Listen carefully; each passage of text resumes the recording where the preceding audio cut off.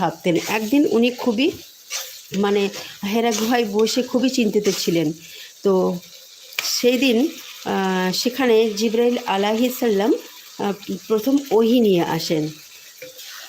তা উনি যখন ধ্যানমগ্ন ছিলেন আর শুধু উনি একা ছিলেন, চারিদিকে অন্ধকার, ঘুটঘুটে অন্ধকার, শুধু চাঁদের আলো পড়ছে, সেই সময় জিবরাইল আলাইহিসসালাম আসেন ওনার সামনে আর এসে বলেন, ইকরা বিসমি রাব্বিকাল্লাজি খালাক, সূরা আল আলাক।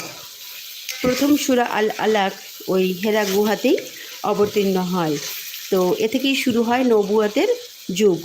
তো জিবরাইল আলাইহিসসালাম এসেই ওনাকে বললেন, ইকরা মানে পড়ো, ইকরা মানে পড়ো, পড়তে বলছে। বিসমি রাব্বিকাল্লাজি খালাক। প্রথম ইসলাম গ্রহণ করেন প্রথম। তারপরে আমাদের নবীজি মুহাম্মদ সাল্লাল্লাহু আলাইহি সাল্লাম উনি বুঝতে পারছিলেন না, ভয়েতে কাঁপছিলেন। তো তখন তারপরে ওনাকে পুরো সূরাটা বলা হয়, উনি সাথে সাথে পড়লেন।